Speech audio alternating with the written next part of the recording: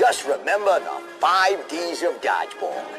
Dodge, duck, dip, dive, and dodge.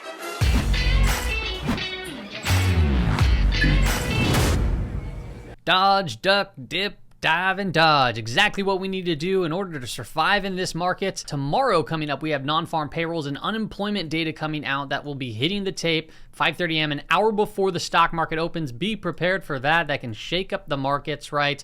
Today, the market was quite shaken up. We had some news out of China, 21.2 million people back on lockdown. We had PMI numbers come out, global manufacturing PMI at a 26-month low, and downturn set to steepen. Part of that report came out. Output only rose in 10 of the 30 economies. So not all too great, if I do say so myself. If we take a look at this chart, manufacturing output by major economy, all the economies down here, and you can see we have 50 split right in the middle. This is contracting, this is expanding. You have a lot of countries out here in contraction, and if you just look at the world, right here, we are in contraction. How did the stock market perform today? Healthcare, utilities, those were the leaders. As far as the sectors goes, relatively flat overall looking at the numbers, but if you all were watching closely, it was down pretty big throughout the day, and then we saw some sort of a bid up towards the end of day. Now, having healthcare and utilities leading the way, this still continues to remind me of this sector rotation chart here, where the tops of markets are typically when energy is performing the best, and then when you start to make the turn in the stock market, you have consumer staples, utilities, and healthcare start to perform better from a relative standpoint to the S&P 500. This blue line right over here is actually the business cycle, and we can actually zoom into that by looking at this, and this will show you here, stage 6 is where I presume we are. This is where bond stocks and commodities are all going down. It marks a deterioration in the economy as the business cycle prepares to move from an expansion phase to a contraction phase. Stocks have already been moving lower, and commodities now turn lower in anticipation of decreased demand from deteriorating economy. So what we got to watch for here is when we go to stage 1, when we are actually in contraction, and that is when you typically see bonds go up. And as we know, bonds got hit pretty hard. If we actually look at some rotation, not really rotation charts, but relative strength charts, there we go, of safety trades. We got gold, utilities, consumer staples, bonds, defensive sector, DEF, ETF, and healthcare. You can see they are starting to turn back up. Defensive sector is performing better than the S&P 500. It's been moving up. You have healthcare also performing better than the S&P 500. You have consumer staples starting to move up here from a relative standpoint, performing better than the S&P 500. And utilities is really shining right now from a relative standpoint. Gold is still kind of heading down. We'll talk about gold a little bit later. And then TLT has been a rough one to start outperforming the S&P 500. We're just not there yet as it stands. The dollar is going to continue to be one of the important assets to watch. This has been the flight to safety as it stands right now. We had a big move in the dollar today, up almost a percentage point, breaking out of this tightening type pattern which we were watching for. So all the people that were saying the dollar top is in, well, I guess they were wrong. Maybe this is the top, man. When are we going to start calling a top again, just like we see people try to call bottoms? This is it looks like it's poised to move higher right here, which could very well bring the S&P 500 down further and other assets like gold. We will need to wait to see if we start to take a little bit of a breather here. We are moving in the RSI into that overbought territory, right? 69.73. And we still have that negative divergence that is forming. So, if this is just a little bit of a fake out and comes right back down a little bit, assets potentially would help to see the S&P 500 potentially bounce from this area, which we'll talk about here as it's at its weekly lower expected move. And then we might also see something like gold find itself a little bit of a bounce too. If we keep moving on, 10-year yield, right? We said if it breaks out of this little tight contraction, guess what's going to happen? Tech's going to get hit.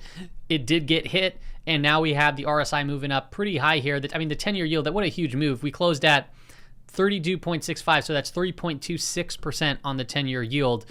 We have a dollar rising. We have a 10-year yield rising. That is not good for gold. It's not good for the overall markets right now. It's just a very, very difficult time, and you need to be very, very tactical and dodge, duck, dip, dive, and dodge various assets. If we take a look at the TLT chart, I drew it out just a little different so we can see just key levels, right? It's in a channel, boom, boom, boom, bottom side, upside, right? So we're looking at 107 to 110, and then basically 117.50, 118 to around 121.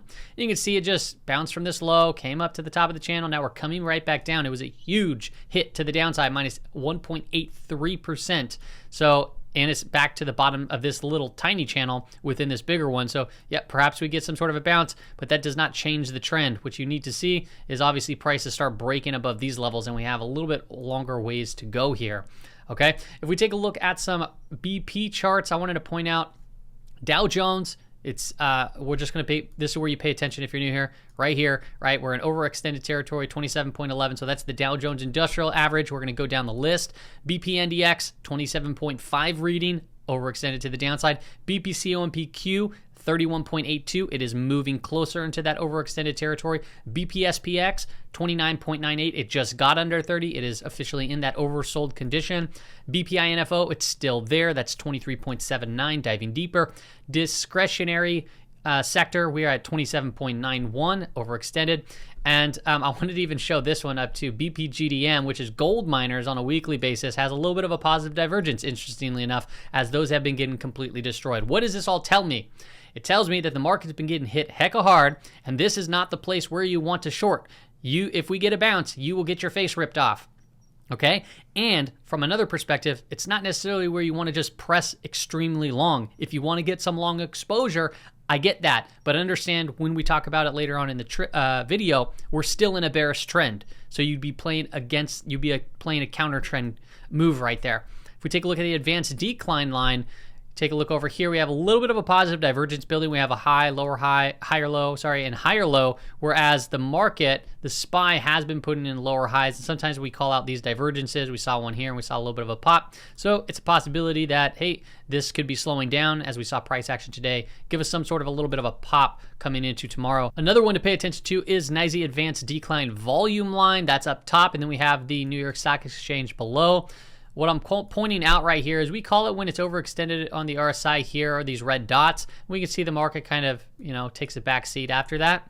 And I'm just looking for overextended levels. And right now our RSI is getting down to 28.93 on the advanced decline volume line. Okay. What has happened last time that has happened? Look over here at the blue lines going down the screen.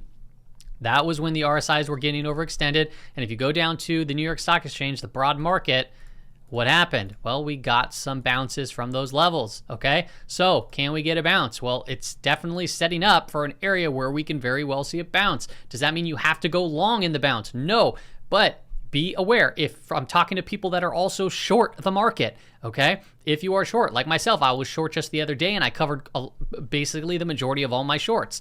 This is the reasons why we're seeing overextended to the downside. I do not want to get a face-ripping rally up 50% retracement of this last drop, and hold through that just to potentially break out even higher and lose all those gains, or have it, come back down. It could be a long period of time for that to potentially happen. I'd rather cover some on red, and then if it comes back up into green, I'd rather re-short into that to follow the trend to the downside, okay? Got to think of it in multiple different ways, from a bear's perspective and from a bull's perspective. If we take a look at Russell volatility, that closed at 30.09, still in 30s, which still means, dodge it, duck it, dip it, dive it, do whatever you got to do. Russell volatility, NASDAQ volatility is at 32.26. Yeah, dodge that, dive that, duck, dip, and all of that good stuff. VIX volatility, 25.56, so this can get you all whipped around too as well. We do see, potentially a little head and shoulder. A lot of people don't, use technical analysis on the VIX. I do. I like looking at trends and areas of support because it's actually helped out quite a bit. If I look at 25.5, this little area right here, if we start breaking down, it could very well bring us back into this area 24. So we could see a potential move back down there and even further past that point, but that would be somewhat of a full measured move of that little technical pattern there. Let's get into a couple of commodities. We're looking at the weekly chart for the CRB Index. CRB Index, very important to watch. It is flagging here, very bearish looking week, right? We're down 4.5%. This is really, one of the biggest components is oil, energy. So if we take a look at oil right now, it's also potentially breaking down from this bear flag. This was an 85 level we talked about way over here. We said if it comes down into here, it would bounce around. Well, we're still holding at those levels. So if this starts breaking down watch out, because, you know, that could be pretty nasty, especially for energy names.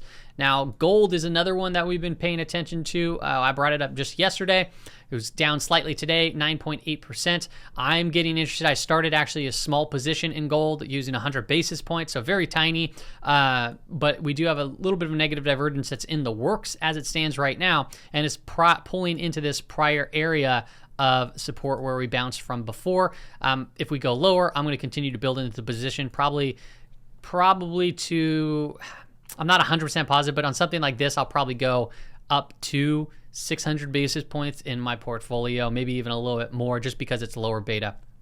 All right, if we take a look at silver, silver did crack down, so you can play this as a potential U-turn, right? Silver's been getting completely smashed to the downside, down 1.21%.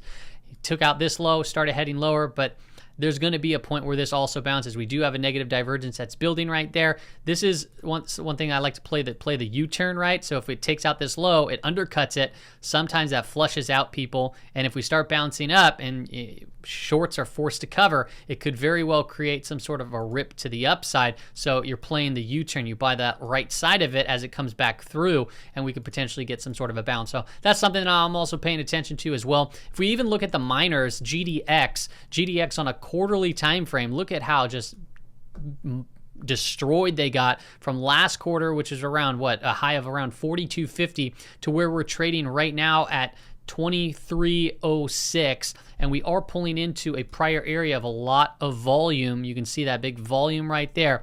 This is something I mapped out quite some time ago, and we're pulling into that potential demand zone, so we could very well potentially see also a bounce in the miners.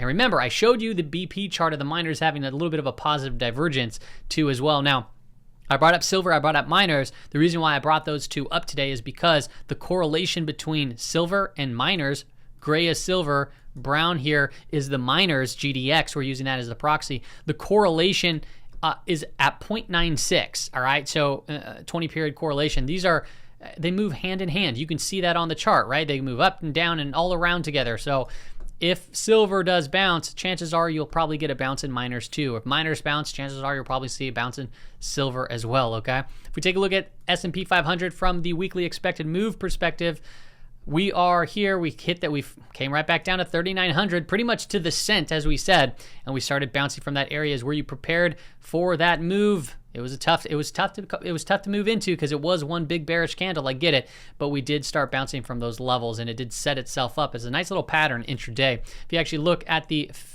15-minute time frame, this is what I'm talking about. We're still below a trend. So if you play a tactical bounce, we're still below a declining 5-day moving average, okay? Still bearish things taking place in the market. We have quantitative tightening. Yeah, the trend can continue, but if you are playing tactically, that's what you just got to do. So we have a positive divergence forming. This actually right here, unfortunately, you know, I can't show you because I don't have it in front of me, but I had a 5-minute time frame up of ES and the S&P 500. We saw this move up and a back test. It started flagging right here. That's when I posted out to the Patreon group, because all I've been doing, because I'm mostly cash at this particular point in time, I just have to look for intraday trades and be very tactical. And lucky for me, you know, it caught up and moved to the upside. Doesn't always happen that way, but this time it did. If we take a look at the Qs also came into the lower weekly expected move, and we saw a little bit of a pop into the closing bell there too as well. If we take a look at them on the 15-minute time frame, you can see if you played the U, boom, came outside of the weekly expected move. Sometimes people like to play back into those levels, and then we had a little bit of a pop here to fill this gap. Is it going to get faded tomorrow? I don't know. I mean, there's a high probability it does, right? We're still in a bearish trend at this time, so we just got to wait for specific setups, like the IWM, right? So I'll show you the IWM on the 15-minute time frame. We had the bullish crossover right here. This is when I was looking at it. We had a little bit of a wedge, positive divergence that was forming. This is the visualization that I shared with the Patreon community. When we popped out, we pulled back a little bit, and we started moving back up.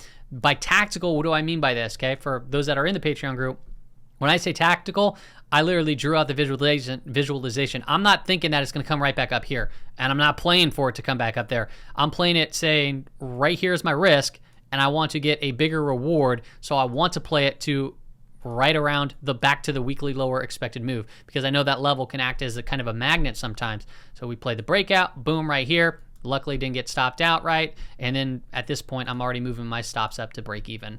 Okay, that's all I got for you on today's episode, everybody. If you want to be part of the swing trading community, go to the Patreon link in the description below. You get this stuff right here. It's the best time to do it is at the first of the month because Patreon actually charges the first of the month. You need Discord. If you do not have Discord, you need to download Discord and sync it to the Patreon. If you want to save less than $9 a month, you do it annually. Ends up being like $7 a month. You get swing trade ideas, the weekly watch list, expected moves. You get to be part of the chat community. I also post zones there. Yeah, that's all I got for you, everybody. Hope it helped. See you later.